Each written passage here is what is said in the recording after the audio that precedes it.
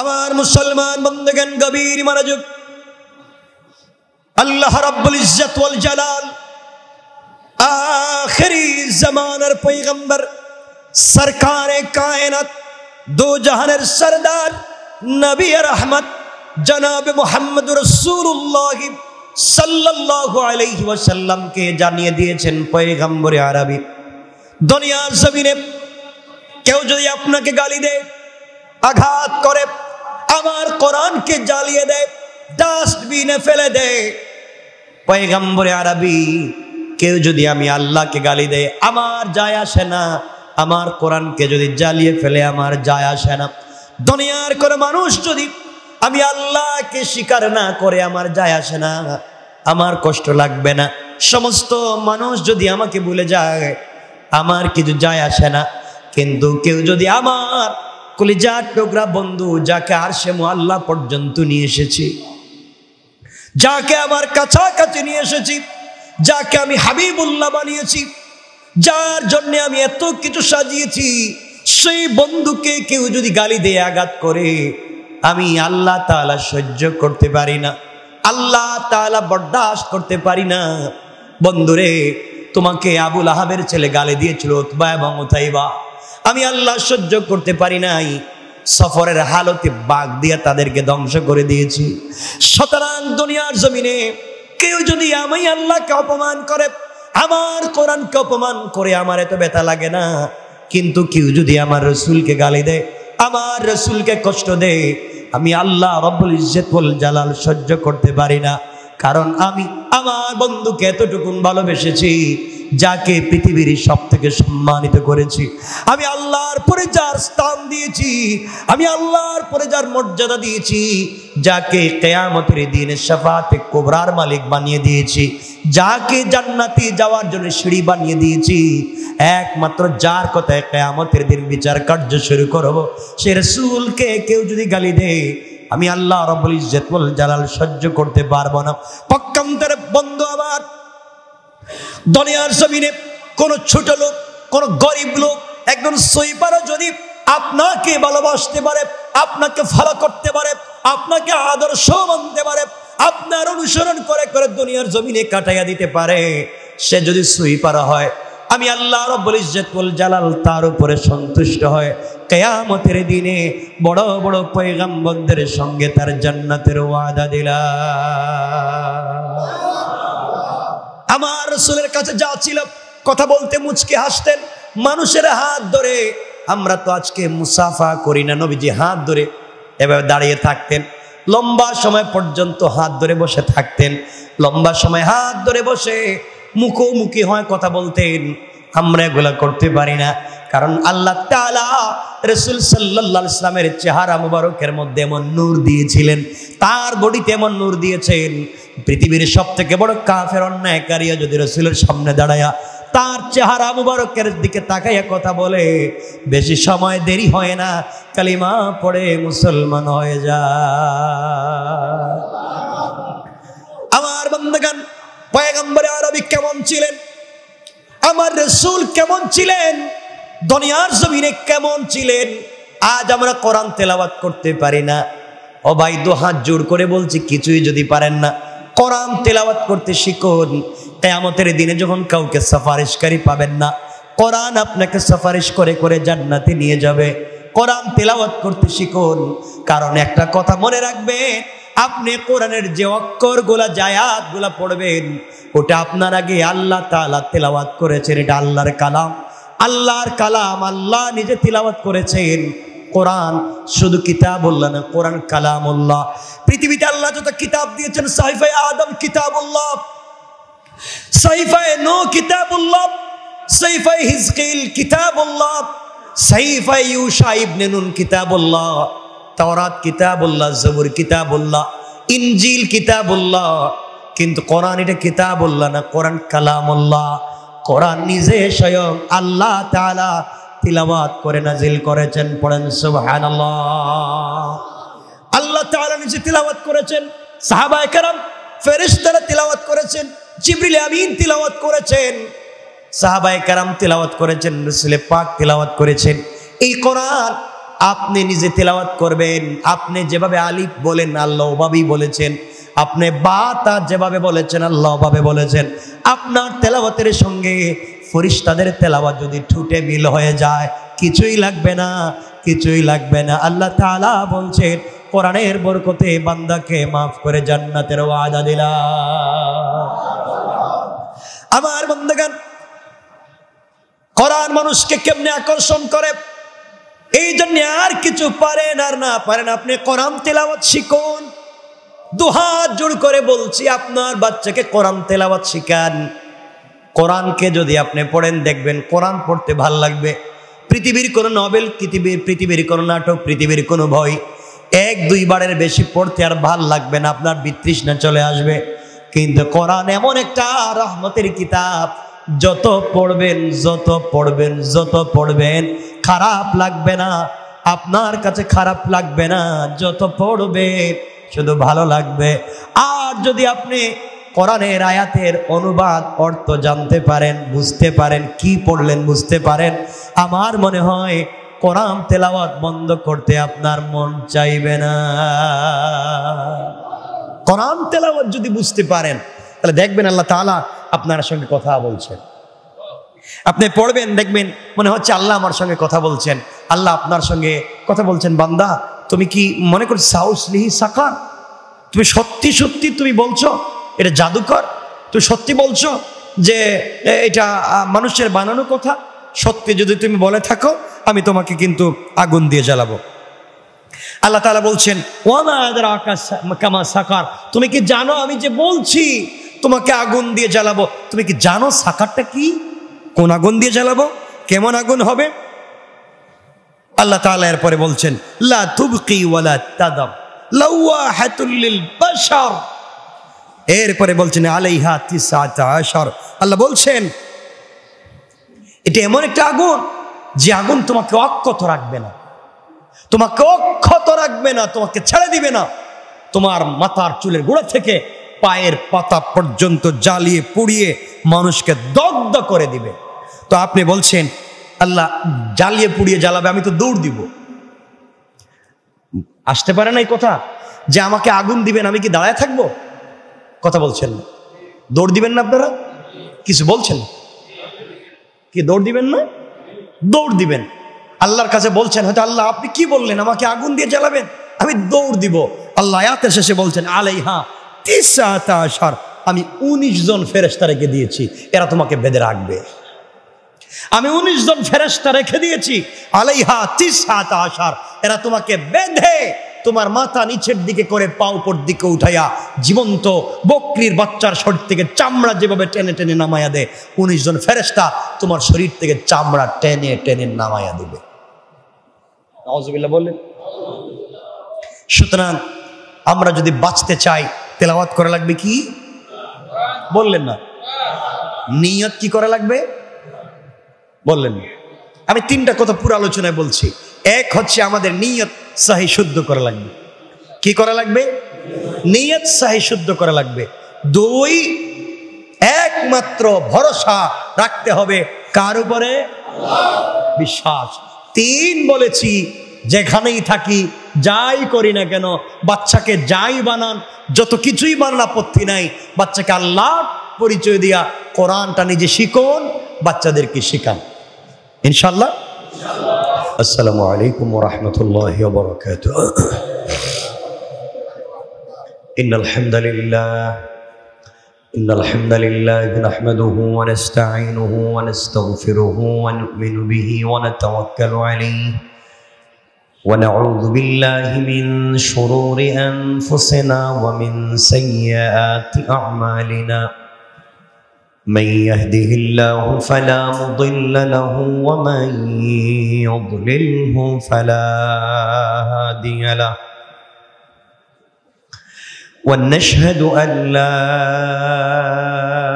إله إلا الله وحده لا شريك له ونشهد أن سيدنا وسندنا وحبيبنا وحبيب ربنا وطبيبنا وطبيب قلوبنا ومولانا محمدا عبد الله ورسوله الذي أرسل إلى الناس كافة بشيرا ونذيرا وداعيا إلى الله بإذنه وسراجا وقمرا منيرا أما بعد فقد قال الله تعالى في كلامه المجيد وفي فرقانه الحميد أعوذ بالله من الشيطان الرجيم بسم الله الرحمن الرحيم إن هذا إلا قول البشر سأصليه سقر وما أدراك ما سقر صدق الله العظيم وصدق رسوله النبي الكريم ونحن على ذلك من الشاهدين والشاكرين والحمد لله رب العالمين اللهم صل على محمد وعلى آل محمد كما صليت على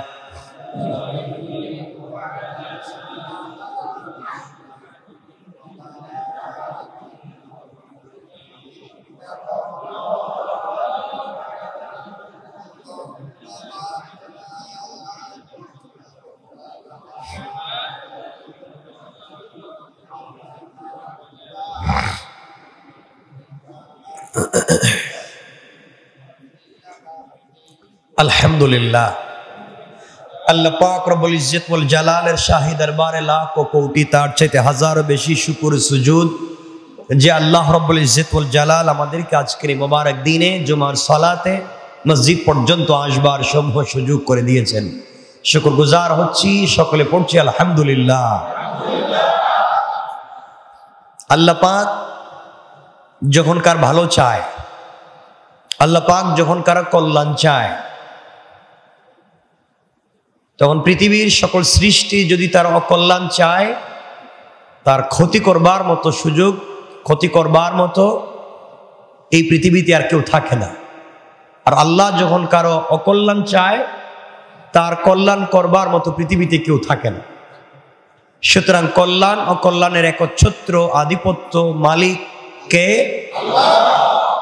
আল্লাহ যদি কল্যাণ ও কল্যাণের মালিক হয়ে থাকেন আল্লাহ রাব্বুল ইজ্জত ওয়াল জালাল কোরআনে বলেছেন যাহারাল ফাসাদু ফিল বাররি ওয়াল বাহর বিমা কাসাবাত আইদিন নাস জলে এবং স্থলে পৃথিবীর সকল গ্রহে যত বিপর্যয় এসে থাকে যত বিপর্যয় এই দুনিয়ার জমিনে যা হয়ে থাকে যা ঘটে থাকে আল্লাহ পাক বলেছেন সবগুলা বিমা কাসাবাত আইদিন নাস এগুলা মানুষের কর্মফল মানুষ যা করেছে মানুষ যা করে থাকে তার কর্মফল হিসেবে আল্লাহ তাআলা এই পৃথিবীতে মাঝে মাঝে বৃষ্টি অতিবৃষ্টি অনাবৃষ্টি কখনো দেখবেন ভূমিকম্প কখনো বিভিন্ন ধরনের সমস্যা এই পৃথিবীতে হয়ে থাকে কোথাও দেখবেন বন্যায় সব কিছু ভেঙে চুরে নিয়ে যাচ্ছে কোথাও দেখবেন পৃথিবীর মানুষ বৃষ্টির জন্য কান্না করছে পৃথিবীর কোথাও ঠিকমতো অক্সিজেন পাচ্ছে না গ্যাস পাচ্ছে না তারা ঠিকমতো আগুন পাচ্ছে না আর পৃথিবীর অনেক দেশ আছে উন্নত দেশ দাবানল জ্বালিয়ে দিচ্ছে ঠিক বললাম না সব হচ্ছে মনে রাখবেন এই পৃথিবী একদিন ভাসমান পানির উপরে যেমন করে ফেনা থেকে তৈরি হওয়া একটা গ্রহের নাম দুনিয়া আল্লাহ তাআলা তৈরি করেছেন, ধ্বংস করে দিবেন তিনি। আমরা যদি আল্লাহ তাআলার ইবাদত করি, লাভ আমাদের। আল্লাহ বলছেন, ওমা খালাকতুল জিন্না ওয়াল ইনস ইল্লা লিয়াবুদুন। আমি মানুষকে এবং জিন্নাতকে, মনে রাখবেন, আমি মানুষকে এবং জিন্নাতকে সৃষ্টি করেছি শুধুমাত্র কেবলমাত্র আমার দাসত্ব করবার জন্যে, আমার ইবাদত করবার জন্যে। কারণ কথা হচ্ছে, আল্লাহ তাআলা আমাদেরকে সৃষ্টি করেছেন শুধুমাত্র কেবলমাত্র আল্লাহর ইবাদত করবার জন্যে। এর থেকে অর্থ দাঁড়ালো, আমরা ঘুম থেকে জাগ্রত হয়ে ঘুমিয়ে যাওয়া পর্যন্ত এই পৃথিবীতে বেঁচে থাকাকালীন সময় যা করব সব যেন হয় আল্লাহর ইবাদত। কথা কি বুঝতে পেরেছেন? আমরা দোকানদারি করব, সেটা যেন আল্লাহর ইবাদত হয়। আমরা কাজ করব, বিজনেস করব, সেটা যেন আল্লাহর ইবাদত হয়। আমরা প্রবাসে থাকব, সেখানেও যেন হয় আল্লাহর ইবাদত। আমি রিক্সা চালাবো, আমি সুইপারি করব, সব কিছু যেন হয় একমাত্র কেবলমাত্র আল্লাহর সন্তুষ্টির জন্যে। দুনিয়ার কাজ আমার জন্যে করলাম, ফার্মেসিতে ঔষধ বিক্রি করছি আমার জন্যে, বিজনেস করছি আমার জন্যে, আমার পরিবারের জন্যে। নিয়ত যদি ঠিক থাকে, বুখারীর প্রথম হাদিস, ইন্নামাল আমালু বিন্নিয়াত ওয়া ইন্নামা লিইমরিইম মা নাওয়া ফামান কানাত হিজরাতুহু ইলাদ দুনিয়া ইউসিবুহা আও ইমরাতুন ইয়াতাযাওয়াজুহা ফাহিজরাতুহু ইলা মা হাজারা ইলাইহি। রাসূল পাক সাল্লাল্লাহু আলাইহি ওয়াসাল্লাম বলেছেন, পৃথিবীর সকল মানুষের সকল কর্ম, আমাল মানে তার কর্ম, তার ফল নির্ধারিত হচ্ছে একমাত্র কেবলমাত্র তার নিয়তের উপরে, তার বিশ্বাসের উপরে, তার আকীদার উপরে। আপনি সালাত পড়ছেন ঠিকই, কিন্তু আপনার আকীদা ওখানে পরিষ্কার নাই। আপনি সালাত পড়ছেন ঠিকই, আল্লাহর প্রতি আপনার পূর্ণাঙ্গ আস্থা এবং বিশ্বাস নাই, আপনার ইবাদত অগ্রহণযোগ্য। আপনি ঠিকই মানুষকে দান খায়রাত করছেন, হাজারো কোটি টাকা দিচ্ছেন, কিন্তু আপনার নিয়ত আল্লাহকে সন্তুষ্ট করা নয়। আপনার নিয়ত হচ্ছে বাহবা, আপনার নিয়ত হচ্ছে লোক দেখানো। সওয়াব হওয়া তো দূরের কথা, জঘন্য গুনাহগার হয়ে ইন্তেকাল করতে হবে। কথা কি বুঝতে পেরেছেন? আপনি গভীর রাত্রে জাগ্রত হয়ে তাহাজ্জুদের সালাত পড়ছেন, গুনগুন করে তাহাজ্জুদের সালাত পড়লেন, কেউ শুনলো না, কিন্তু হাত উঠিয়ে যখন দোয়া করতে শুরু করলেন, ঘরের সকল মানুষ জানতে পারলো যে আপনি সালাত পড়তেছেন। উদ্দেশ্য যদি থাকে আমি জানিয়ে দেওয়ার জন্যে, সওয়াবের জায়গায় গুনাহ হবে কেন? আপনি ভালো একটা কাজ ছিল ঘুমিয়ে থাকা, তার থেকে জাগ্রত হয়ে নামাজ পড়লেন ঠিকই, যে পাবলিককে জানাবার জন্য সালাত পড়ছেন, সওয়াবের জায়গায় হয়েছে গুনাহ। কথা বুঝতে পেরেছেন? এজন্য রাসূল পাক সাল্লাল্লাহু আলাইহি ওয়াসাল্লাম, মুত্তাফাকুন আলাইহি, সহিহ মুসলিম এবং সহিহ বুখারী হাদিস, রাসূল পাক বলেছেন, আখলিস দীনাকা ইয়াকফিকাল আমালুল কলিল। অল্প আমল নিয়ে কবরে যাও, অল্প আমল নিয়ে মিজানে দাঁড়াও, অল্প আমল নিয়ে আল্লাহর সামনে দাঁড়াও। সেটা যদি নির্ভেজাল হয়, খাঁটি হয়, একমাত্র কেবলমাত্র আল্লাহকে পাওয়ার জন্য হয়, এই ছোট্ট অল্প আমল দিয়ে নাজাত পাওয়া যেতে পারে। আর হাজারো হাজারো আমলের গাঁটটি নিয়ে গিয়েছি, কিন্তু আমার আমল পরিশুদ্ধ ছিল না, আল্লাহকে পাওয়ার কোনো সম্ভাবনা, কথা বলছেন না, সম্ভাবনা নাই। সুতরাং আমাদের মৌলিক কথা হচ্ছে, আজকের আমাদের সকল কাজ হবে কার জন্যে? আওয়াজ করে বলেন। আমরা নামাজ পড়বো কার জন্যে? আমরা রোজা রাখবো কার জন্যে? আমরা হালাল খাবো কার জন্যে? আমরা হারাম খাবো কার জন্যে? এটা আল্লাহর জন্য। হারাম খাবেন কেন? সব তো আল্লাহর জন্য দিয়ে দিলেন।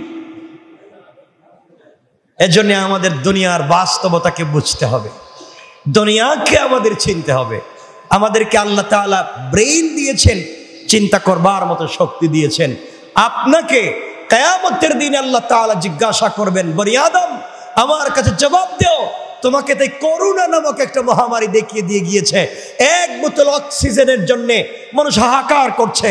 তার বিল্ডিংয়ে পাউন্ড, তার ব্যাংকে পাউন্ডের অভাব নাই, ডলারের অভাব নাই, ইউরোর অভাব নাই, বাংলা টাকার অভাব নাই। ফ্যাক্টরি আছে, ইন্ডাস্ট্রি আছে, কল কারখানা আছে, পকেটে টাকার অভাব নাই, কিন্তু একটা সিলিন্ডার গ্যাস নাই। বিভিন্ন হসপিটালে ঘুরতে ঘুরতে হাজার কোটি টাকার মালিক মরে যাচ্ছে এক বোতল গ্যাসের জন্য।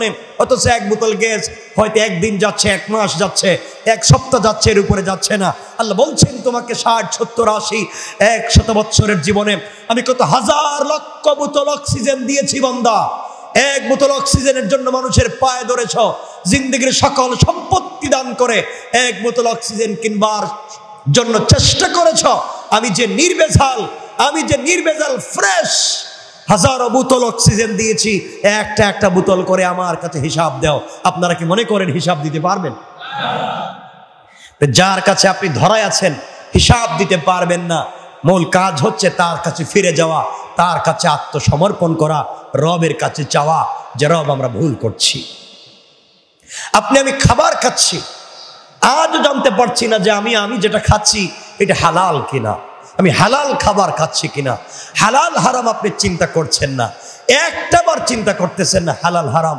যারা ফলের ব্যবসা করেন তারা ফরমালিন দিতে দিতে তো একবারে বিষ বানায় ফেলাইছে।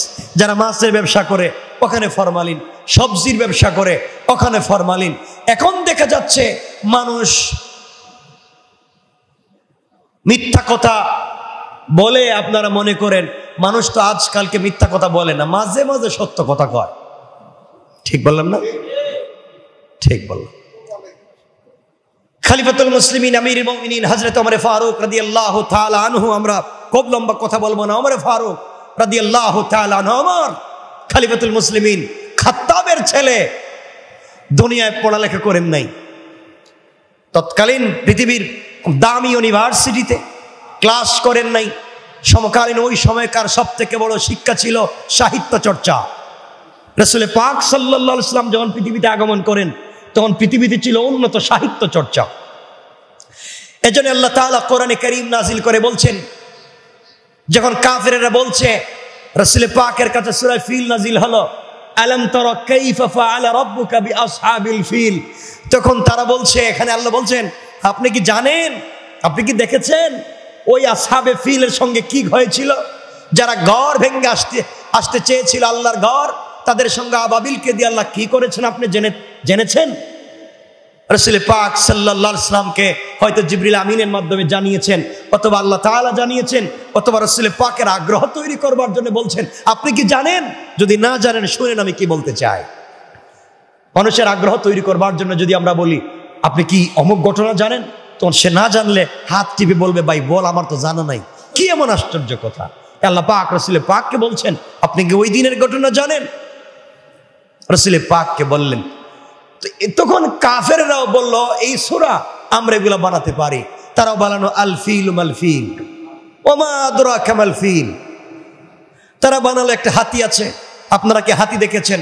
খুরতুমুন তবিল, তার একটা লম্বা সুর আছে। এতক্ষণ বানানোর পরে এরপরে কি বলা লাগবে আর তাদের জানা ছিল না। আল্লাহ তাআলা দেখলেন এরাও এখন কোরআন সূরা বানাতে শুরু করে দিয়েছে।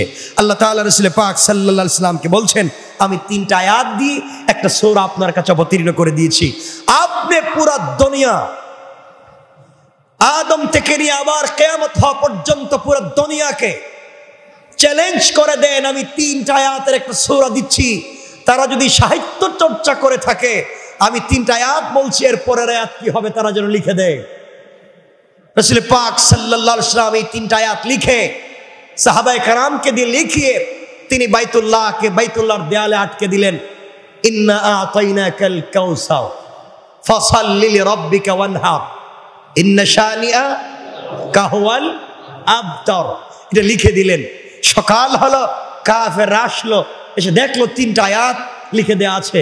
এরপরে কি এটা লেখা ছিল, এরপরে কি হবে এটা লিখে যান। কেউ কিছু লিখতে পারলো না।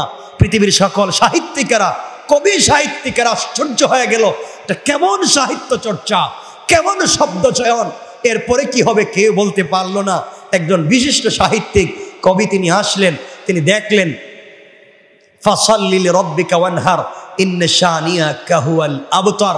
এরপরে তিনি বললেন লাইতা হাদা কালামুল বাশার, নিশ্চয় নির্ঘাত আমি বলছি এটা পৃথিবীর কোন মানুষের তৈরি বানানো কথা নয়, এটা একমাত্র কেবলমাত্র সৃষ্টিকর্তার কালাম। আল্লাহু আকবার। ওই সময়কার হযরত ওমর ফারুক রাদিয়াল্লাহু তাআলা আনহু কথাগুলো জানেন, আমি জানাবার জন্য বলছি না, শুধু স্মরণ করিয়ে দেবার জন্য। এমন একজন মানুষ যার দুনিয়ার ক্ষমতার অভাব ছিল না, যার কাছে মানুষের মাথা কাটা ডাল ভাত ছিল, টাকা দিবেন, মাথা পাইবেন, এই তো কাজ। কি লাগবে বলেন, টাকা দিবেন, মাথা পাইবেন। কারণ দেখবেন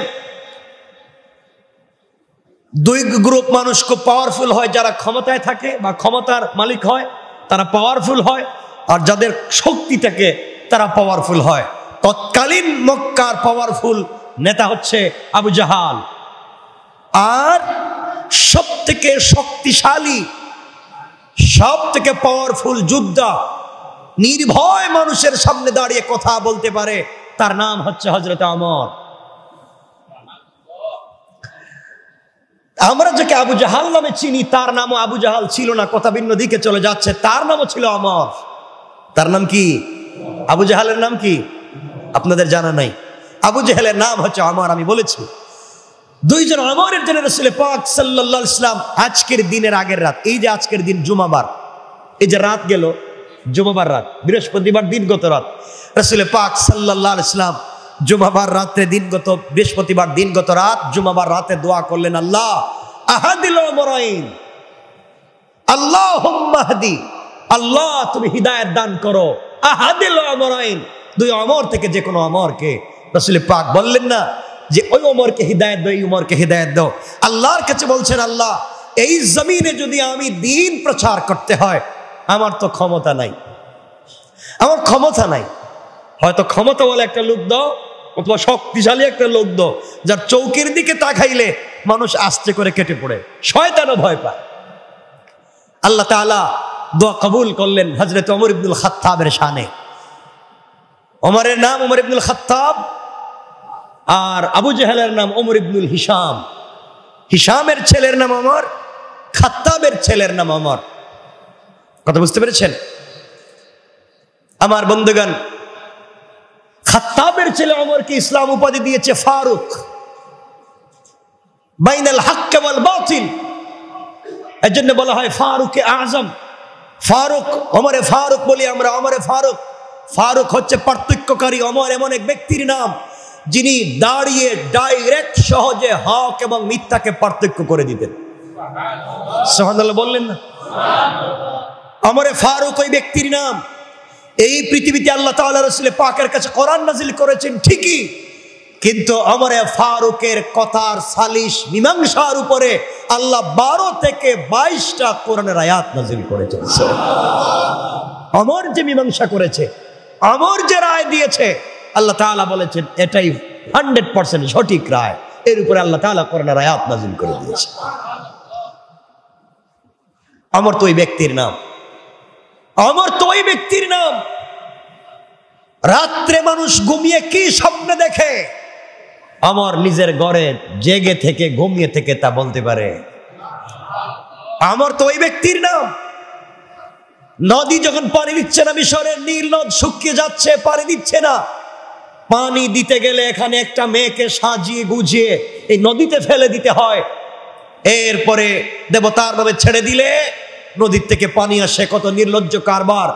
হযরত ওমর ফারুক রাদিয়াল্লাহু তাআলা আনহুর কাছে চিঠি পৌঁছে গেল যে চিঠি, পানি নদী শুকিয়ে যাচ্ছে, পানি দিচ্ছে না, আর এখানে অপসংস্কৃতি চলছে, একটা জীবন্ত মানুষকে হত্যা করা হচ্ছে, এর বিনিময়ে পানি আসছে। এটা ইসলাম কি করে, ইসলাম কি বলে, আমাদেরকে সহযোগিতা করুন। হযরত ওমর ফারুক রাদিয়াল্লাহু তাআলা চিঠি লিখলেন নদীর নামে, নীল নদের নামে। চিঠি লিখে তিনি বলে দিলেন, নদী শোনো, আমি উমর আব্দুল খাত্তাব বলছি, যার প্রত্যেকটা শিরা উপশিরায়, যার চুলের গোড়া থেকে, প্রত্যেকটা বডির চুলের গোড়া থেকে সব জায়গায় রাসূল পাক চুম্বন করেছেন যার ঠুটে, আমি সেই জবান দিয়ে বলছি, শোনো, তুমি যদি তোমার ক্ষমতা বলে পানি দিয়ে থাকো, এই পানির দরকার আমাদের নাই। আর আল্লাহর হুকুম, আল্লাহর নির্দেশে তুমি যদি পানি প্রবাহিত হয়ে থাকো, আমি রাসূল পাকের খাদেম, আমি রাসূল পাকের সাচ্চা খাদেম, আল্লাহর গোলাম ওমর ইবনুল খাত্তাব বলছি, তুমি নদীতে পানি দাও। আল্লাহু আকবার বললেন। তুমি পানি দাও, মানুষের প্রয়োজন, পানির প্রয়োজন, কেন পানি পাওয়া যাচ্ছে না, তুমি পানি দাও। আমি ওমর বলছি, আল্লাহ পাকের রাসূলের সাচ্চা খাদেম ওমর বলছি। পাঠিয়ে দিলেন চিঠি।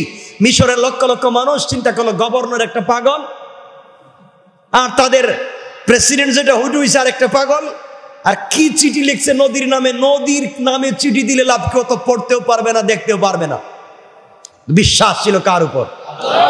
কথা বললেন না? বিশ্বাস ছিল কার উপর? মুসলমানদের বিশ্বাস ছিল আল্লাহর উপরে। আল্লাহ চাইলে মানুষের ঘর থেকে সাপের জন্ম দিতে পারে না? আল্লাহ চাইলে পারে। এটা হচ্ছে আল্লাহর হিকমা। আল্লাহ চাইলে দেখায় দিতে পারবে কোথায় কি হয়। আল্লাহ চাইলে পানিতেও আগুন ধরিয়ে দিতে পারে না? পারে না? আল্লাহ পারে। তো আমি সেদিকে যাচ্ছি না, বুঝাতে চাচ্ছি। হযরত ওমর চিঠি দিয়ে দিলেন, হাজার হাজার মানুষ নদীর পাড়ে দাঁড়িয়ে আছে। গভর্নর চিঠিটা হাতে নিয়ে নদীতে ছেড়ে দিলেন।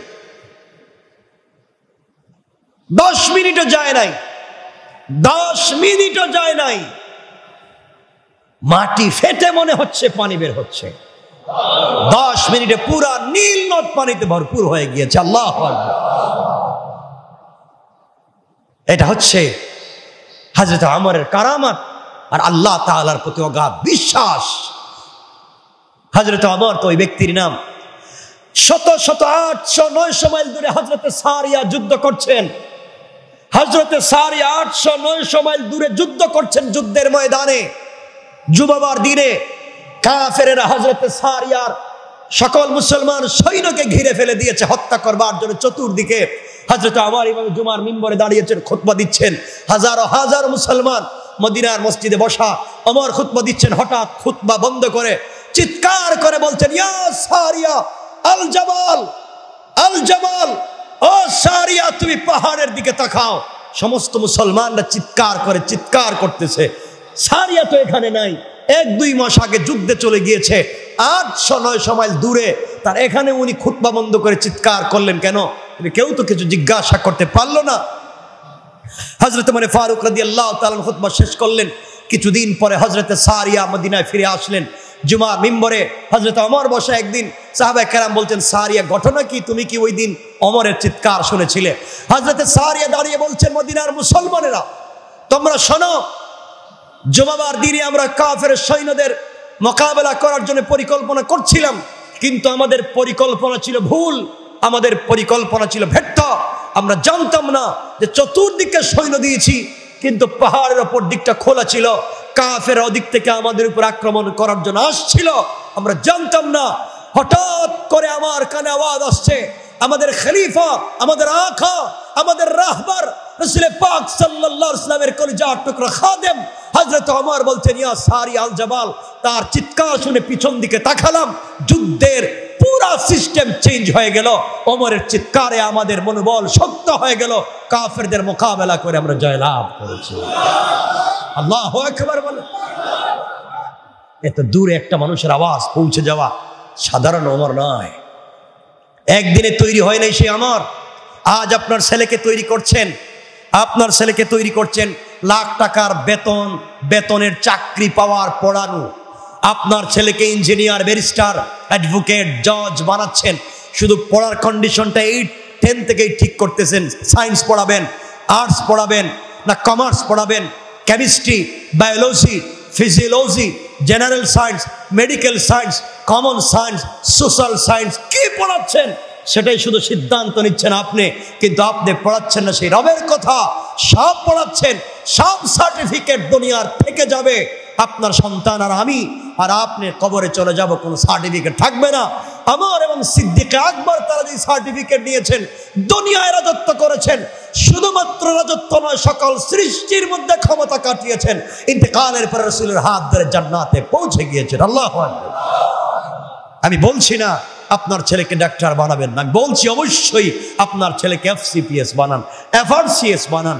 আপনার ছেলেকে নাসায় বিজ্ঞানী বানিয়ে পাঠিয়ে দেন। আপনার ছেলেকে বিভিন্ন গ্রহের গবেষক হিসাবে আপনি তৈরি করেন।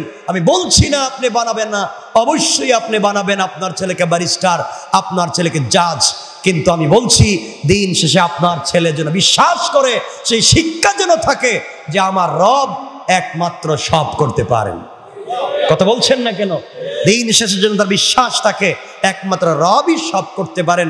রবের বিশ্বাসকে সাথে নিয়ে সে যদি জাজ হয়, সে যদি পুলিশের প্রধান হয়, রাষ্ট্রপ্রধান হয়, সে প্রাইম মিনিস্টার হয়, হোম মিনিস্টার হয়, ফরেন মিনিস্টার হয়, যা মন চায় হয়ে যাক, আল্লাহর পরিচয় যদি তার ভিতরে থাকে দুর্নীতি করবে না। কথা বলছেন না কেন? এর জন্য হযরত সিদ্দিক আকবর, হযরত ওমর ফারুক রাদিয়াল্লাহু তাআলা আনহু এমন ব্যক্তির নাম, হযরত ওমর তো ব্যক্তির নাম, তার কাছে কোনো জাদু ছিল না, তার কাছে কোনো ব্ল্যাক ম্যাজিক ছিল না, তার কাছে ছিল আত্মার খোরাক, আল্লাহর ভয় ছিল। হযরত ওমর রাস্তা দিয়ে হাঁটবেন, শয়তানও ভয় পায়। আপনারা জানেন রাসূল পাক সাল্লাল্লাহু আলাইহি ওয়াসাল্লাম যোহরের সালাত পড়ে মসজিদ থেকে বের হয়ে রাস্তা দিয়ে হাঁটছেন, খুব তাড়াতাড়ি চলে যেতে চাচ্ছেন, হঠাৎ দেখলেন শয়তান আসতেছে। চিন্তা করলেন আজকে দীর্ঘদিন পরে শয়তানের সাথে সরাসরি মোলাকাত হবে, কিছু কথা বলবো ভাই আর যাই কর, আমার উম্মতরা ডিস্টার্ব করিস না, এই ভুল পথ দেখাইয়া দিস না, আমি সরাসরি ওর সাথে একটু কথা বলি আজকে। দেখলেন সেও আসতেছে, রাসূল পাকও যাচ্ছেন। কিছু দূর যাওয়ার পরে রাসূল তো উপর দিকে তাকাইয়া হাঁটতেন না, ডান বাম তাকিয়ে হাঁটতেন না, রাসূল পাক হাঁটতেন বুকটা ঝুঁকায়া ঝুঁকায়া, বুকটা ঝুঁকায়া ঝুঁকায়া, চোখগুলা নিচের দিকে থাকতো। সুবহানাল্লাহ বললেন। আল্লাহ পাক যখন বললেন মুহাম্মদ আরবি, শয়তান আপনার উম্মতকে ধোঁকা দিতে পারে, তো রাসূল সাল্লাল্লাহু আলাইহি ওয়াসাল্লাম আল্লাহকে বলছেন, আল্লাহ কেমনে ধোঁকা দেয় বলেন তো? আল্লাহ বলছেন আপনার উম্মতকে শয়তান ডান দিক থেকে ধোঁকা দিতে পারে, বাম দিক থেকে ধোঁকা দিতে পারে, পিছন থেকে ধোঁকা দিতে পারে, সামন দিক থেকে ধোঁকা দিতে পারে, উপর দিক থেকে ধোঁকা দিতে পারে। আপনার উম্মতকে যে কোনো দিক থেকে শয়তান ধোঁকা দিয়ে বিপদগ্রস্ত করতে পারে, পদস্খলন ঘটাতে পারে। রাসূল পাক বলছেন আল্লাহ তাআলা, আমি যদি আমার উম্মত যদি নিচের দিকে তাকায়া তাকায়া হাঁটে তাহলে কি শয়তান ধোঁকা দিতে পারবে? আল্লাহ বলছেন না, ওদিকে আর পারবে না। রাসূল বলছেন এটাই আমার হাঁটার সুন্নত। সুবহানাল্লাহ বললেন। শয়তান আসছে, রাসূল ইসলাম দেখলেন যে, চিন্তা করলেন যাক আজকে একটু কথা বলি। কিছুক্ষণ হাঁটবার পরে শয়তানকে আর দেখা যাচ্ছে না। নবীজি দেখলেন শয়তান রাস্তা ফালাইয়া চেঞ্জ করে এদিকে না এসা উল্টা রাস্তায় দৌড়তেছে একটা স্পিরিটে। আল্লাহ রাসূল চিন্তা করলেন শয়তান দৌড়াচ্ছে কেন? ও তো আমাকে দেখে দৌড়াবার কোনো কথাই না, দৌড়াচ্ছে কেন? আশেপাশে তো কোনো লোকও দেখা যাচ্ছে না, কোনো প্রাণীও দেখা যাচ্ছে না, দৌড়াচ্ছে কেন? নবীজি চতুর্দিকে খুঁজে কাউকে না পেয়ে পিছন দিকে তাকালেন, পিছন দিকে তাকায় দেখলেন তার সাহাবী হযরত ওমর আসতেছে। নবীজি বুঝলেন শয়তান এবার বুঝছে, আমার ওমরে দেখছস, আমার ওমরে দেখছস, এর জন্য দৌড়া। আপনাদের জানা ঘটনা হয়তোবা, আমিও বলেছি, হযরত ওমর একদিন তাহাজ্জুদের সালাত পড়তে পারেন নাই, মনে আছে? তাহাজ্জুদের সালাত পড়তে পারেন নাই, শয়তান ঘুম পড়ায় দিছে, তাহাজ্জুদের সালাত পড়তে পারেন। এই যে কান্না, কাঁদতে কাঁদতে ঘুম থেকে উঠে কাঁদতে কাঁদতে পরিশান হয়ে গিয়েছেন, তার এক একটা চোখের ফুটায় 100 বছরের তাহাজ্জুদের সওয়াব আল্লাহ দিয়ে দিয়েছে।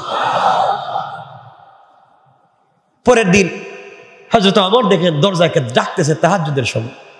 জিজ্ঞেস করলেন, ভাই তুমি কে ডাকতেছো? আমি শয়তান। শয়তান তো ডাকবার কথা না, শয়তান তো আমার ঘুম পড়াইবার কথা, তুই ডাকছিস কেন? ভাই কালকে তাহাজ্জুদ না পড়ে যে ভুল হইছে, আমি এই জিন্দেগিতে ভুল করতে পারি না। আপনি একদিন তাহাজ্জুদ পড়লে তো একদিনের সওয়াব পাইতেন, কিন্তু তাহাজ্জুদে আপনারা না পড়াইয়া যে কান্না করছেন, হাজার হাজার বছরের সওয়াব জমা হইছে। এই কাজ আমি আর করাইতে চাই না, আপনারা কান্দাইতে চাই না, এই জন্য আজকে আমি ডাইকে উঠাইতেছি। আপনি আল্লাহর হয়ে যান, আপনি আল্লাহর হয়ে যান, আপনারা ঘুম থেকে উঠাই দিবে। কথা বুঝতে পেরেছেন? এজন্যে দিন শেষে আমাদেরকে ফিরে যেতে হবে কার কাছে? আল্লাহর কাছে। হযরত ওমরের কথা বলতে বলতেই তো অনেক সময় চলে যাবে। হযরত ওমর তো ওই ব্যক্তির নাম। মদিনায় ভূমিকম্প হচ্ছে, ভূমিকম্প তো বুঝেন, ভূমিকম্পের আগে, ভূমিকম্প হওয়ার আগে দেখবেন ডেক সেট লাগাইয়া হাও মাও চিল্লা গান বাজনা সব চলছে। আর ভূমিকম্প যখন শুরু হয় তখন যে আল্লাহরও চিনি না, হেওয়া আল্লাহর নাম কর। কথা কোন দেখেন? ভূমিকম্প বন্ধ হয়ে গেল, সব আবার আগের মতো হয়ে গেল। হযরত ওমর ফারুক রাদিয়াল্লাহু তাআলা দেখলেন মদিনায় ভূমিকম্প হচ্ছে, হাতে নিলেন তরবারি, হাতে নিলেন তরবারি, তরবারি হাতে নিয়ে মদিনার মাটিতে নিজের তরবারি একবারে বুটা পর্যন্ত, মুষ্টি পর্যন্ত গেড়ে ফেললেন। আর বলেন, মদিনার মাটি, তোমার তো সাহস কম না, তুমি নড়াচড়া করছো, কাঁপছো, অথচ এই মদিনার মাটির নিচে শুয়ে আছেন সরকারে কায়নাত, দু জাহানের সরদার, নবী রহমত যার জন্য কুল কায়নাতকে আল্লাহ তৈরি করেছেন, তিনি শুয়ে আছেন আর তুমি কাঁপতেছ, আমি তার সাচ্চা খাদেম, আমার এখন পর্যন্ত মদিনা জিন্দা, তোমার কাঁপাকাঁপি বন্ধ করো, কসম রব্বে পাকের জাতের, কিয়ামত হবে, মক্কায় ভূমিকম্প হবে না। এজন্যে সৌদি সরকারও মক্কা আপনি সৌদি আরবে থাকতে পারবেন হয়তো 10-20 বছর থাকলে, আপনাকে রেসিডেন্স দিতে পারে। এখন আমিরাতে হয়তো পার্মানেন্ট রেসিডেন্স দিচ্ছে, কিন্তু মক্কা এবং মদিনা এই দুইটা এলাকায় কাউকে রেসিডেন্ট দেয় না। এই এলাকায় যদি বলতো যে পৃথিবীর যে কেউ মক্কা এবং মদিনায় জায়গা কিনে আপনি ঘরবাড়ি বানিয়ে রাসূলের পাকের ঘরের কাছে, এই মসজিদের কাছে, আল্লাহর ঘরের কাছে আপনি থাকতে পারবেন, কি মনে করেন যার কিছুই নেই হ্যাঁ সব বিক্রি করে লোক আমি এখানে যাই? এই বিশ্বাস নেই মানুষের। কারণ পৃথিবী সব ধ্বংস হয়ে গেলেও, পৃথিবী সব দাজ্জালে খেয়ে ফেললেও, পুরা দুনিয়া দাজ্জালের হাতে যদি চলে যায়, মক্কা এবং মদিনা এই দুই শহর কখনো দাজ্জাল প্রবেশ করতে পারবে না। আল্লাহর ঘোষণা, পুরা দুনিয়া যদি দাজ্জাল খেয়ে ফেলে, পুরা দুনিয়া যদি ধ্বংস হয়ে যায়, মক্কা এবং মদিনাকে আল্লাহ তাআলা ধ্বংস করবেন না, এটা রেখে দিবেন। এজন্য মানুষকে যখন দাজ্জাল দৌড়াবে তখন মানুষ কোন দিকে দৌড়বে? মক্কা এবং মদিনার দিকে দৌড়বে, শুধু এই জায়গায় দৌড়বে, এদিকেই দৌড়বে, কারণ বাঁচতে হলে এখানেই যাওয়া লাগবে। সুতরাং এই সময় যাওয়ার আগে আমরা এখন যাই, কথা বলেন না কেন? তখন যাবো না ইনশাল্লাহ? সবাই যাবো তো ইনশাল্লাহ?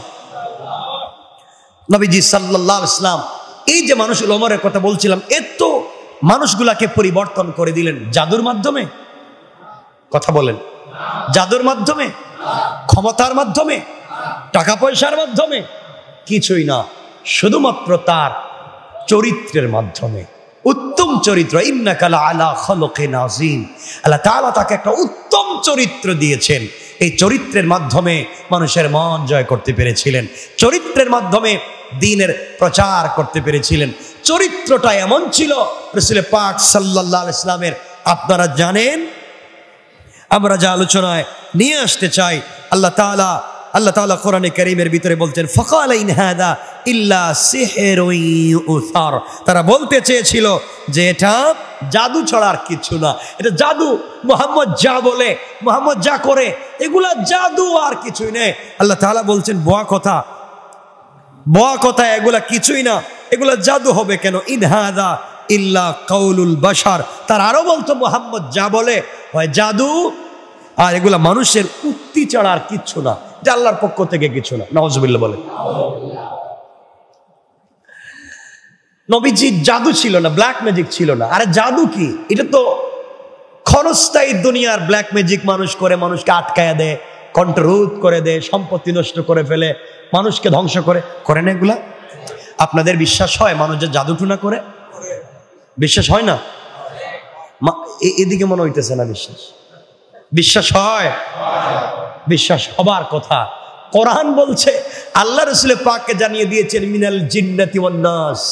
পয়গম্বর, আপনি দুই জাতি থেকে আমার কাছে পানা চান, এক জাত মানুষ, একটা জিন্নাত। মিনাল জিন্নাতি ওয়ান নাস, জিন্নাত এবং মানুষ থেকে আমার কাছে পানা চান।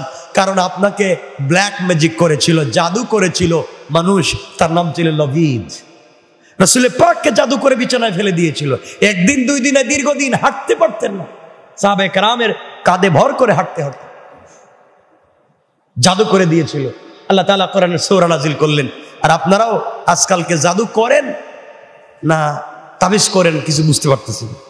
মানুষের মাঝে মাঝে দেখবেন ওর ব্যবসা ভালো হয়ে গেছে, ওর ছেলে 5টা বিদেশে আছে, ওর মোটামুটি ভালো চলতেছে, আমার চলে না কেন? ও এমন একটা জাদু শিখায় দেয়, সব যেন জ্বলে যায় ওর। ঠিক না? করে এগুলা ওলিয়া এগুলা করেন, মানে মাঝে মাঝে কিছু ওলিয়া দেখবেন পাইবেন, হ্যাঁ এগুলা খুব পারঙ্গ, এগুলোর থেকে বের হতে হবে। রাসূল পাক সাল্লাল্লাহু আলাইহি ওয়াসাল্লামের কাছে কোনো জাদু ছিল না। আপনার কাছে একটা জাদু আছে, রাসূল পাক বলেছেন আমার উম্মতের কাছে একটা জাদু আছে, সেটা হচ্ছে মুচকি হাসি। সে যদি ফাঁসির রশিতে দাঁড়িয়ে মুচকি হাসে, ওই হাসিটাই একটা অ্যাটম বোমার মতো, হয়তো আল্লাহ তাকে মাফ করে দিবেন। বহুত সাহাবায়ে কেরামকে কাফেরেরা, আপনারা জানেন, বহুত সাহাবায়ে কেরামকে কাফেররা ফাঁসির দড়িতে ঝুলিয়েছে হত্যা করবার জন্য। আব্দুল্লাহ বিন হুযাফার কথা তো জানেনি। আব্দুল্লাহ বিন হুযাফাকে 5 বার ফাঁসি দিতে চাইছে, গলায় দড়ি লাগাইছে, হাত পায়ে দড়ি, তিনি মুস্কি মুস্কি হাসতেছে। কাফের পারস্যের বাদশা বলছে, কিরে তাকে এখনই মেরে ফেলবো, মুচকি হাসে কেন? মুচকি মুচকি হাসতেছে মানে আমাকে নিয়ে মরার সময় টিটকারি করে, মরার সময়ও টিটকারি করে। ছেড়ে দিতে হবে, কেন হাসো? তুমি আমারে মারতেছো এই জন্য হাসতেছি না, হাসতেছি তোমার ভাগ্য নিয়ে। আমারে মারার পরে আমি তো চলে যাবো আল্লাহর কাছে। আমি তো রসুলকে গতকালকে স্বপ্নে দেখেছি, আমি তো রসুলের দস্তারখানে ইফতার করব, আল্লাহর জান্নাতে উড়ে বেড়াবো, আর তোমার কি অবস্থা হবে এই জন্য আমি টেনশন করতেছি আর মুস্কি হাসতেছি, কিছুক্ষণ পরেই তো জান্নাতে যাচ্ছি। সে বলল, না তোরে আর ফাঁসি দিতাম না, তোরে এই জায়গায় যাইতে দিতাম না, তুই মুস্কি মুস্কি হেসে হেসে ওখানে যাবে, যাইতে দিতাম না। মুচকি হাসিও একটা অ্যাটম বম। আল্লাহ তাআলা আমাদেরকে কবুল করে, বলেন আমিন। তো কাফিররা বলতে শুরু করেছে এগুলো মানুষের কথা ছাড়া আর কিছুই নাই। আল্লাহ তাআলা কি বললেন দেখেন, আল্লাহ তাআলা বলতে লাগলেন সাউসলিহি সাকার, সাউসলিহি সাকার। যারা বলছে মুহাম্মদ জাদু করে, মুহাম্মদ একজন জাদুকর, যারা বলছে কোরআন এটা হচ্ছে মানুষের তৈরি করা কথা, আল্লাহ তাআলা বলছেন যারা এই কথাগুলা বলে আমার কোরআনকে মানে না, আমার কোরআনকে বিশ্বাস করে না, রাসূল পাককে জাদুকর মনে করে, যারা এই কথাগুলা বিশ্বাস করে, সাউসলিহি সাকার, আমি অচিরেই তাদেরকে প্রবেশ করাবো অগ্নিতে, চূড়ান্ত পর্যায়ের প্রজ্বলিত অগ্নি শিখার উপরের অংশ দিয়ে তৈরি করা জাহান্নাম, ওখানে আমি তাদেরকে প্রবেশ করাবো। এর কারণ তারা রাসূল পাককে মিথ্যাবাদী সাব্যস্ত করেছে, জাদুকর বলেছে, এবং আমার কথাকে তারা মানুষের কথা বলেছে। সুতরাং আজকে আমরা বলতে পারি 30 পারা কোরআন এটা কার কথা? আওয়াজ করে বলেন কার কথা? সুতরাং পৃথিবীর দেশে দেশে, পৃথিবীর দেশে দেশে বাক স্বাধীনতার নাম করে দোহাই দিয়ে যারা ঈদের দিনে, যারা বিভিন্ন জায়গায় মসজিদের সামনে বিভিন্ন জায়গায় বাক স্বাধীনতার দোহাই দিয়ে কোরআনকে লাত্তি দিয়ে ডাস্টবিনে ফেলে আগুন জ্বালিয়ে ধ্বংস করে দিতে চায়, মনে রাখবেন কসম রব্বে পাকের জাতের, গোটা দুনিয়ার কাফেররা মিলেও কোরআনের ক্ষতি করতে পারেনি, ভবিষ্যতেও ক্ষতি করতে পারবে না।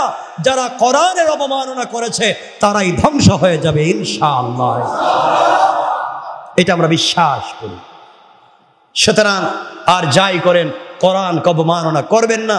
কোরআন একটা ম্যাজিক, কোরআন আপনি বুঝতে পারছেন না, কোরআন একটা আকর্ষণীয় চুম্বক, মানুষকে কেমনে আকর্ষণ করে চিন্তাও করতে পারবেন না। রাসূল পাক সাল্লাল্লাহু আলাইহি ওয়াসাল্লাম তেলাওয়াত করছেন আর তারা বলছে এটা জাদু।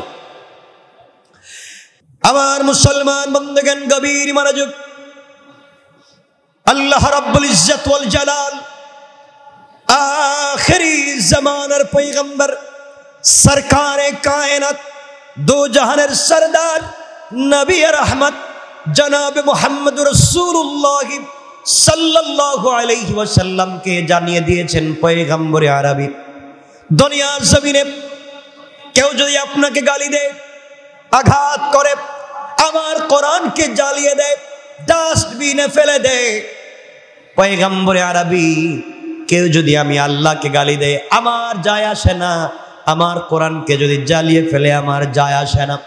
দুনিয়ার কোন মানুষ যদি আমি আল্লাহকে স্বীকার না করে আমার যায় আসে না, আমার কষ্ট লাগবে না। সমস্ত মানুষ যদি আমাকে ভুলে যায় আমার কিছু যায় আসে না, কিন্তু কেউ যদি আমার কলিজার টুকরা বন্ধু, যাকে আরশে মুআল্লা পর্যন্ত নিয়ে এসেছি, যাকে আমার কাছাকাছি নিয়ে এসেছি, যাকে আমি হাবিবুল্লাহ বানিয়েছি, যার জন্য আমি এত কিছু সাজিয়েছি, সেই বন্ধুকে কেউ যদি গালি দিয়ে আঘাত করে আমি আল্লাহ তাআলা সহ্য করতে পারি না, আল্লাহ তাআলা বরদাস্ত করতে পারি না।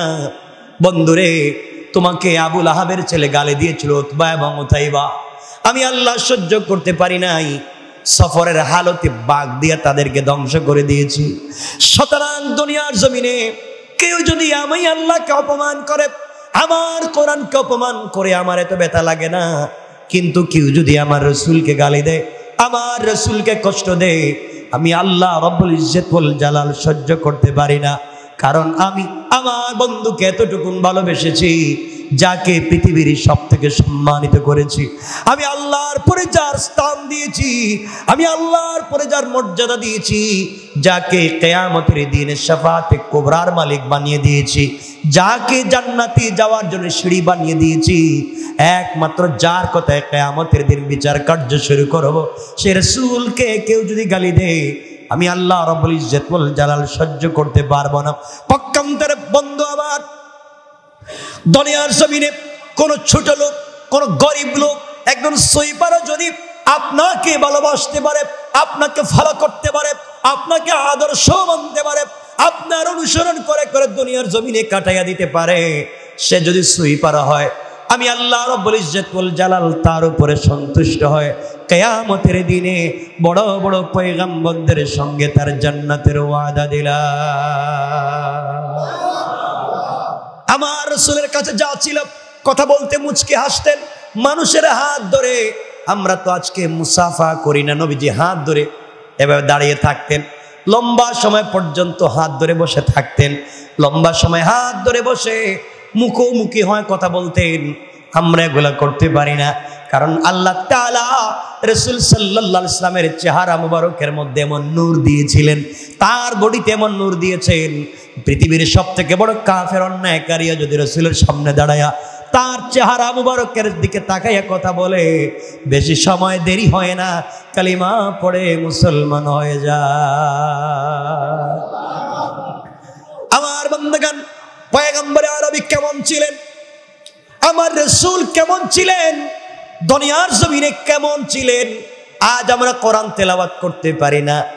ও ভাই, দু হাত জোর করে বলছি, কিছুই যদি পারেন না, কোরআন তেলাওয়াত করতে শিখুন। কিয়ামতের দিনে যখন কাউকে সুপারিশকারী পাবেন না, কোরআন আপনাকে সুপারিশ করে করে জান্নাতে নিয়ে যাবে। কোরআন তেলাওয়াত করতে শিখুন, কারণ একটা কথা মনে রাখবেন, আপনি কোরআনের যে অক্ষরগুলা, যে আয়াতগুলা পড়বেন, ওটা আপনার আগে আল্লাহ তাআলা তেলাওয়াত করেছেন, এটা আল্লাহর কালাম, আল্লাহর কালাম, আল্লাহ নিজে তিলাওয়াত করেছেন। কোরআন শুধু কিতাবুল্লাহ না, কোরআন কালামুল্লাহ। পৃথিবীতে আল্লাহ যত কিতাব দিয়েছেন, সাহিফায়ে আদম কিতাবুল্লাহ, সাহিফায়ে নূহ কিতাবুল্লাহ, সাহিফায়ে হিজকিল কিতাবুল্লাহ, সাহিফায়ে ইউশা ইবনে নুন কিতাবুল্লাহ, তাওরাত কিতাবুল্লাহ, জবুর কিতাবুল্লাহ, ইনজিল কিতাবুল্লাহ। কিন্তু কোরআন এটা কিতাবুল্লাহ না, কোরআন কালামুল্লাহ। কোরআন নিজে স্বয়ং আল্লাহ তাআলা তিলাওয়াত করে নাজিল করেছেন। পড়েন সুবহানাল্লাহ।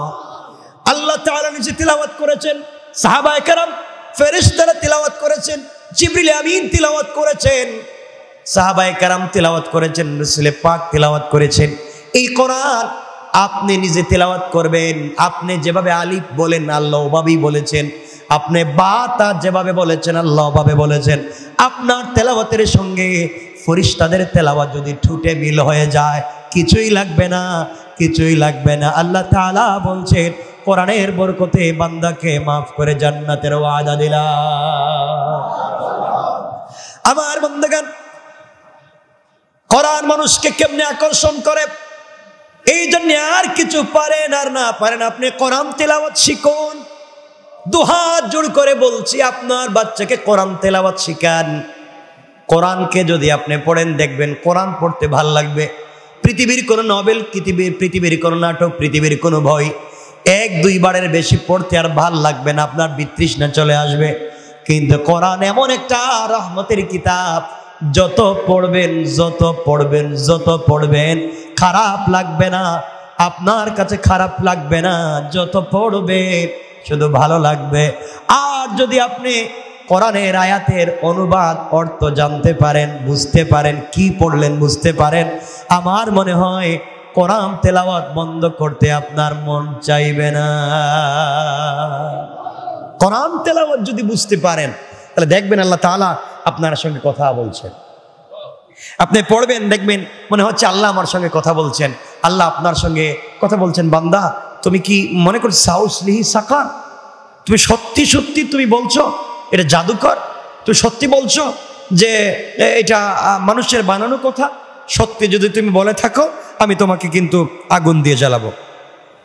আল্লাহ তাআলা বলছেন ওয়ামা আদরাকা কামা সাকার, তুমি কি জানো আমি যে বলছি তোমাকে আগুন দিয়ে জ্বালাবো, তুমি কি জানো সাকারটা কি? কোন আগুন দিয়ে জ্বালাবো, কেমন আগুন হবে? আল্লাহ তাআলা এরপরে বলছেন লা তুবকি ওয়ালা তাদাব লাওয়াহাতুল লিল বাশার। এরপরে বলছেন আলাইহা 19। আল্লাহ বলছেন এটা এমন একটা আগুন যে আগুন তোমাকে অক্ষত রাখবে না, তোমাকে অক্ষত রাখবে না, তোমাকে ছেড়ে দিবে না। তোমার মাথার চুলের গোড়া থেকে পায়ের পাতা পর্যন্ত জ্বালিয়ে পুড়িয়ে মানুষকে দগ্ধ করে দিবে। তো আপনি বলছেন আল্লাহ জ্বালিয়ে পুড়িয়ে জ্বালাবে, আমি তো দৌড় দিব। আসতে পারে না এই কথা যে আমাকে আগুন দিবেন, আমি কি দাঁড়ায় থাকবো? কথা বলছেন না, দৌড় দিবেন না আপনারা? কিছু বলছেন কি? দৌড় দিবেন না? দৌড় দিবেন। আল্লাহর কাছে বলছেন হয়তো আল্লাহ আপনি কি বললেন আমাকে আগুন দিয়ে জ্বালাবেন, আমি দৌড় দিব। আল্লাহ আয়াতের শেষে বলছেন আলাইহা 19, আমি 19 জন ফেরেশতা রেখে দিয়েছি, এরা তোমাকে বেঁধে রাখবে। আমি 19 জন ফেরেশতা রেখে দিয়েছি, আলাইহা 19, এরা তোমাকে বেঁধে তোমার মাথা নিচের দিকে করে পা উপর দিকে উঠাইয়া জীবন্ত বকরির বাচ্চার শরীর থেকে চামড়া যেভাবে টেনে টেনে নামাইয়া দেয়, 19 জন ফেরেশতা তোমার শরীর থেকে চামড়া টেনে টেনে নামাইয়া দিবে। নাউজুবিল্লাহ বললেন। সুতরাং আমরা যদি বাঁচতে চাই তেলাওয়াত করা লাগবে কি? বললেন না। নিয়ত কি করা লাগবে? বললেন না। আমি 3টা কথা পুরো আলোচনায় বলছি। এক হচ্ছে আমাদের নিয়ত সহি শুদ্ধ করা লাগবে। কি করা লাগবে? নিয়ত সহি শুদ্ধ করা লাগবে। 2, একমাত্র ভরসা রাখতে হবে কার উপরে? বিশ্বাস। 3 বলেছি যেখানেই থাকি যাই করি না কেন, বাচ্চাকে যাই বানান, যত কিছুই বানান আপত্তি নাই, বাচ্চাকে আল্লাহ পরিচয় দিয়া কোরআনটা নিজে শিখুন, বাচ্চাদেরকে শিখান ইনশাআল্লাহ। 2 মিনিটে আপনারা জানেন, আমিও বলেছি বারবার, কোরআন কত আকর্ষণ করে মানুষকে, কোরআন আকর্ষণ করে। আরে এগুলা নিয়ে তো 2.5 ঘন্টার একটা আলোচনাও আছে আমার। কোরআন কিয়ামতের জান্নাতে তেলাওয়াত করবেন কে? কে? আল্লাহ নিজে তেলাওয়াত করবেন, আমাদেরকে শোনাবেন, নিজে নিজে তেলাওয়াত করবেন। আচ্ছা চিন্তা করেন, পৃথিবীর কোনো মানুষ যখন তেলাওয়াত করে তখন মানুষ পাগল হয়ে যায়। হযরতে আব্দুল বাসিত, কারি আব্দুল বাসিত, আব্দুল সত্তার, কারি উবাইদুল্লাহ, এরা তেলাওয়াত করেছে, মানুষ পাগল হয়ে গিয়েছে। না হয় নাই? হয় নাই? আরে ক্যাসেটের তেলাওয়াত শুনেই তো বিশ্ব সুন্দরী মিস মেরি পাগল হয়ে উন্মাদ হয়ে কালিমা পড়ে মুসলমান হয়ে গিয়েছিল। হাজারো লাখো মানুষ, হাজারো লাখো মানুষ যখন রাশিয়ায় পুরো দুনিয়ার কনফারেন্স ছিল, হযরতে আব্দুল বাসিত ওখানে তেলাওয়াত করেছিলেন কোরআন থেকে। মানুষ তো উন্মাদ হয়ে গিয়েছিল। কোরআন তো মানুষকে আকৃষ্ট করে, মানুষকে সব বলিয়ে দেয়, আল্লাহর দিকে নিয়ে যায়। আমরা পারবো তো সে কোরআন তেলাওয়াত শিখতে? সবাই বললেন না ইনশাআল্লাহ? আপনাদের লজ্জা হয়? কোরআন শিখতে লজ্জা হয়? সাহাবায়ে কেরাম তো বুড়া বয়সী কোরআন শিখছেন, মানে বুড়া বয়সী তো শিখলেন, তো আপনি আমি শিখতে পারবো না কেন? আপনি আমি যে কোরআন তিলাওয়াত করি নামাজে, ওরে আল্লাহর তিলাওয়াত, ফেরেশতারা কয় আল্লাহ এটা কি কইলো এটাই তো বুঝলাম না। আমাদের না আলিফ ঠিক, বা ঠিক, জবরের জায়গায় জের, পেশের জায়গায় জজম, কোন জায়গায় সাক্তা, কোন জায়গায় নকটা, কোন জায়গায় টান দিব কিছুই জানি না। মানে আসি তো চালাইতেছি, মনে হইতেছে এটা মোটরসাইকেল চালাইতেছি। আমাদেরকে সহি শুদ্ধ কোরআন যদি সহি শুদ্ধ তেলাওয়াত না শিখতে পারি, কিয়ামতের দিন কোরআন অভিশাপ করবে। রুব্বা কারিয়িন লিল কোরআন ওয়াল কোরআনু ইয়ালআনু। কোরআন কিয়ামতের দিন কোরআন তেলাওয়াতকারীকে লানত করবে, অভিশাপ দিবে। তুমি পড়তেই ছিলে যখন ভুল পড়লে কেন? কথা বুঝেন নি? তুমি যখন পড়লে আমাকে ভুল পড়লে কেন? কোরআন অভিশাপ করবে। আল্লাহ আমাদেরকে হেফাজত করুক, বলেন আমিন। আপনাদেরকে যে কথা বলতে চাইলাম, আমরা সামনের দিকে যেতে চাই না। আল্লাহ বলছেন কয়জন ফেরেশতা দিবেন? হ্যাঁ। এরপরে আপনি বলবেন 19 জন ফেরেশতা দিয়ে পিটাইয়া বেদে, এরপরে কি করবেন? আল্লাহ বলছেন এরপর তোমার জাহান্নামে ফেলায় দিব। আপনি ফেলায় দেন, ওখানে গিয়েই দেখবেন একটা ব্যবস্থা করে ফেলবে। দেখেন না অনেক অপরাধীকে জেলে দেওয়ার পর ওখানে গিয়ে আর একটা রাজ্য তৈরি করে ফেলে, আছে না? আছে না এগুলা? হে চিন্তা করতেছে ওখানে গিয়ে আর একটা রাজ্য বানায় ফেলাইবে। আল্লাহ রাব্বুল ইজ্জত ওয়াল জালাল এরপরে বলছেন ওয়ামা জাহালনা আসহাবান নারি ইল্লা মালাইকা। তুমি মনে করতেছো ওখানে একটা ভাব ধরবা, একটা রাজ্য বানাইবা, ওখানে আমি একজন নির্ধারিত মালিক রাখছি, মালিক, সে আমাকে প্রত্যেকটা ঘন্টা রিপোর্ট করবে, যদি দেখি ভালো হইছো না আবার পিটাম করলে এরপরে কি করবেন, এরপরে ভালো হইছো কিনা এটা আবার পরীক্ষা করে দেখবো, যদি না হয় তাহলে জাহান্নামের নিচে পাথর দিয়ে চাপা মাইরে রাইখা দিবে। এরপর আল্লাহ বলছেন কি খাবার দাবার দিবেন, এগুলো লম্বা আলোচনা, আমরা সেদিকে যেতে চাই না। আমি শুধু আজকে এতটুকুনি বুঝাতে চাইবো, আল্লাহকে ওয়াস্তে আমরা কোরআন তেলাওয়াত শিখবো। কাফেরা দেখেন না সারাদিন রসুলকে গালি দেয়, আমাদের সময় শেষ হয়ে গেছে, সারাদিন গালি দেয়, দেখতে পারে না, কেউ মুহাম্মদের আশেপাশে যাইও না, যে যাইবা তাকে হত্যা করা হবে, মুহাম্মদের ধারে কাছে যাইও না, ও পাগল, ও যা বলে জাদুকর, ওর তেলাওয়াত হচ্ছে পাগলামি, বলছে না আল্লাহ, এগুলো বলছেন এই আয়াতে। রাত্র হয়ে গেলে তারাই সবার আগে যায়, ঠিক না? যারা আইন করে তারাই সবার আগে যায়। বোঝা গেল কোরআন মানুষকে একটা চুম্বকের মতো আকৃষ্ট করবার মতো একটা জিনিস, কিন্তু সব করলো কোরআন, আমাদেরকে কিছু করতে পারলো না, আমাদেরকে কোরআন আকর্ষণ করতে পারলো না। আল্লাহ আমাদেরকে কবুল করুক, সকলে বলেন আমিন, আরো জোরে বলেন আমিন। আমার জন্য দোয়া চাই, আপনাদের জন্য অনেক অনেক দোয়া থাকবে। আর আজকের তাফসিরে আমরা থাকবো বাদেশাহ ইনশাল্লাহ। আওয়াজে মনে হলো কেউ থাকবেন না, সবাই আসবো তো ইনশাল্লাহ, একজন দুইজন তিনজন পাঁচজন করে নিয়ে আসবো, বাদেশাহ তাফসিরে বসবো।